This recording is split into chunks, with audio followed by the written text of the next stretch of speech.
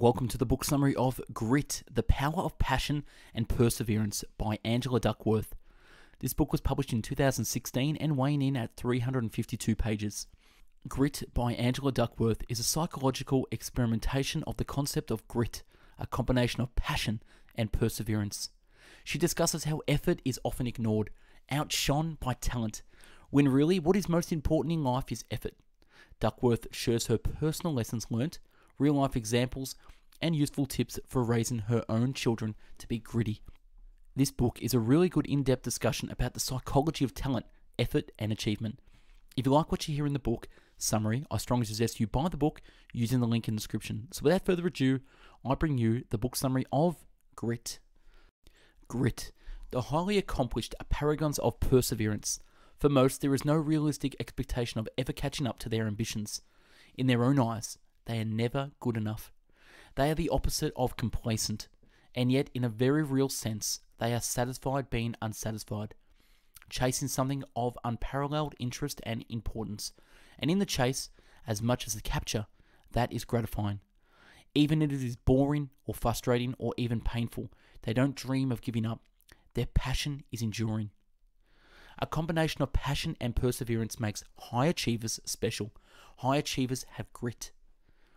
Distracted by talent. Why do we place such emphasis on talent? And why fixate on the extreme limits of what we might do when, in fact, most of us are at the very beginning of our journey, so far, far away from those out of bounds? And why do we assume that it is our talent rather than our effort that we decide where we end up in the long run? Focus on talent distracts us from something that is least as important: effort. Effort counts twice.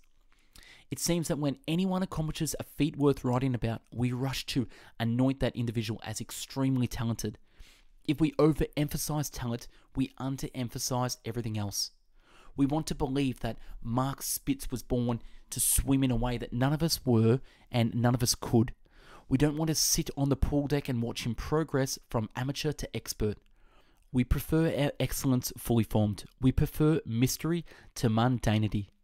If we think of genius as something magical, we are not obliged to compare ourselves and find ourselves lacking.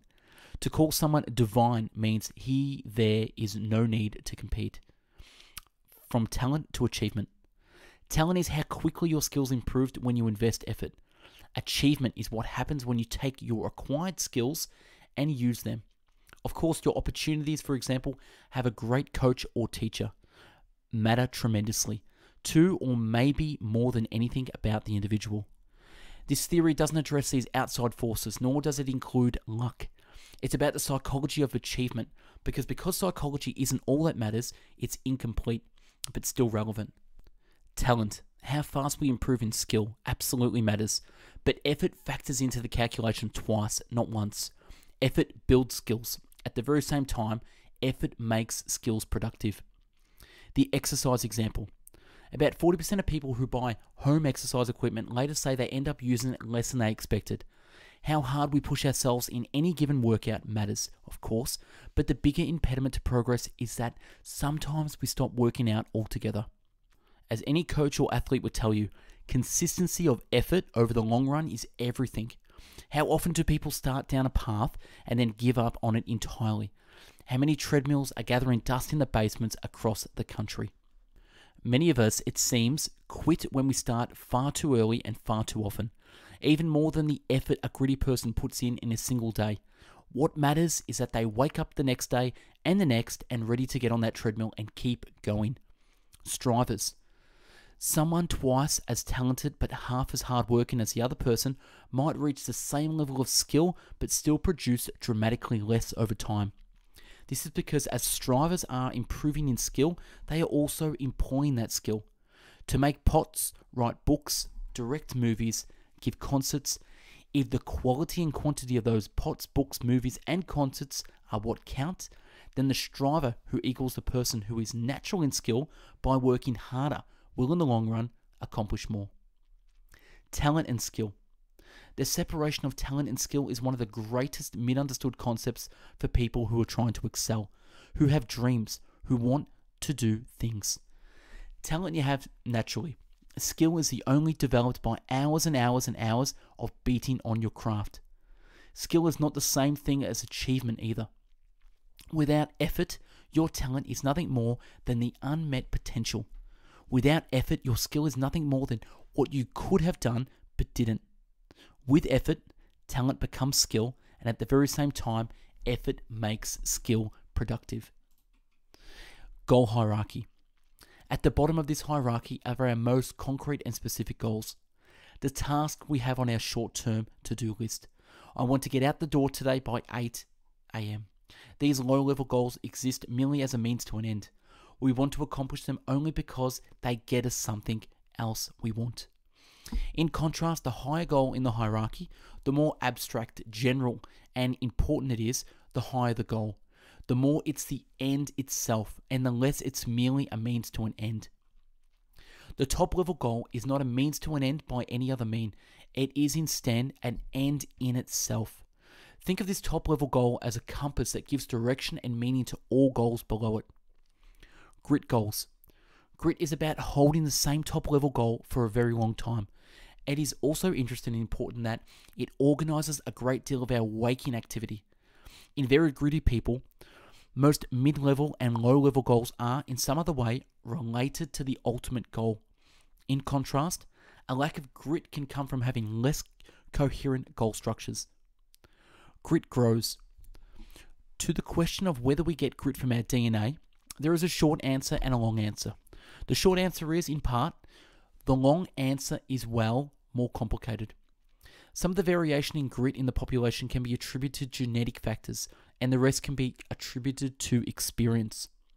It's possible that adults in their 7th decade of life are grittier because they grew up in a very different cultural era.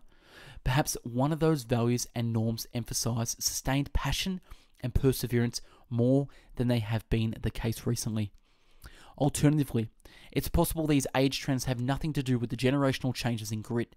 Instead, the data may be showing is how people mature over time. 4 elements of grit. Number 1, interest. Passion begins with intrinsically enjoying what you do. Remember that interests may be triggered again and again and again. Find ways to make that happen, and have patience. The development of interest takes time. Number 2, the capacity to practice. One form of perseverance is the daily discipline of trying to do things better than we did yesterday. And number 3, purpose. What ripens passion is the conviction that your work matters. And number 4, hope. Hope is a rising to the occasion kind of perseverance. Growing grit from the outside. Authoritative parenting or wise parenting. Parents in this quadrant are accurate judges of the psychological need of their children. They appreciate that children need love, limits, and latitude to reach their full potential. Their authority is based on knowledge and wisdom rather than power. Growing up with the support, respect, and high standards confers a lot of our benefits, one of which is especially relevant to grit. In other words, wise parenting encourages children to emulate their parents. Imitation or emulation. To a certain extent, of course, young children imitate their mothers and fathers. When we have nothing else to go by, what other choice do we have really than to mimic the accents, habits, and attitudes of other people around us? And yet there's a world of difference between the imitation and emulation. As we grow older, we develop the capacity to reflect on our actions and pass judgments on what we admire and disdain in others. It's indeed remarkable how many paragons of grit have told me, with pride and awe, that their parents are the most admired and influential role models. And it's just as telling that so many paragons have, in one way or another, developed the very similar interest of those of their parents. Clearly, these examples of grit grew up not just imitating their parents, but also emulating them. Grit parents. These logic leads to the speculative conclusion that not all children with psychologically wise parents will grow up to be gritty, because not all psychologically wise parents model grittiness. Though they may have been both supportive and demanding, upper right quadrant mum and dads may or may not show passion and perseverance for long-term goals. If you want to bring forth grit in your child, first ask how much passion and perseverance you have for your own life goals. Then ask yourself how likely is that your approach to parenting encouraged your child to emulate you? If the answer to the first question is a great deal and your answer to the second is very likely, you are already parenting for grit. The playing fields of grit. School's hard, but for many kids, it's not intrinsically interesting. Texting your friends is interesting, but it's not hard. But ballet can be both. In the moment, experience is one thing, but what about the long-term benefits? Do extracurriculars pay off in any measurable way? There are countless research studies showing that kids who are more involved in extracurriculars fare better on just about every conceivable metric. They even earn better grades, have higher self-esteem, and less likely to get in trouble, and so forth. But what about grit? What about accomplishing something that takes years as opposed to months of work? If grit is about sticking with a goal for the long term, and if the extracurricular activities are a way of practicing grit, it stands to reason that they're especially beneficial when we do them for more than a year. The hard thing rule. Number 1, everyone has to do a hard thing, including mum and dad, something that requires daily deliberate practice. Number 2, you can quit, but you can't quit till the season is over or some other natural ending has occurred.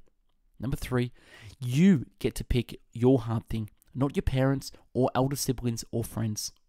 And number 4, when you reach high school, you must commit for 2 years.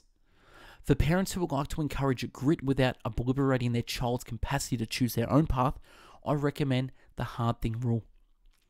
A culture of grit. Whether we realize it or not, the culture in which we live and with which we identify powerfully shapes just about every aspect of our being. At its core, a culture is defined by the shared norms and values of a group of people. The bottom line of culture and grit is, if you want to be grittier, find a gritty culture and join it. If you're a leader and you want the people in your organization to be grittier, create a gritty culture. Influence. In the long run, culture has the power to shape our identity. Over time and under the right circumstances, the norms and values of the group to which we belong become our own. We internalize them. We carry them with us. The way we do things around here and why eventually becomes the way I do things and why. Vision. If you create a vision for yourself and stick with it, you can make amazing things happen in your life. Once you have done the work to create the clear vision, it is the discipline and the effort to maintain that vision that can make it all come true. The two go hand in hand.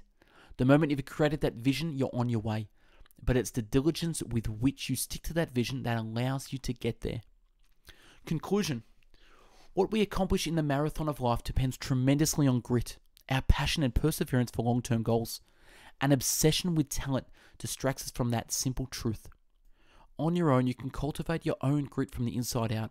You can cultivate interest, develop an habit of daily practice, and work on a purpose beyond yourself. You can also grow your grit from the outside in. Parents, coaches, teachers, bosses, mentors, and friends, developing your personal grit depends critically on other people. To be gritty is to keep putting one foot in front of the other. To be gritty is to hold fast to an interesting and purposeful goal. To be gritty is to invest day after week after year in challenging practice. To be gritty is to fall down 7 times and rise 8. That's a wrap on book 84, Grit by Angela Duckworth. Subscribe to our channel for future video book summaries and follow us on Instagram, #BestBookBits. This book summary is from the website paulminers.com. Watch previous video book summaries on our channel. If you like the video and want to buy the book, click the link in the video description to purchase from Amazon. Thanks for watching, and I hope you learned a thing or two. Have a great day.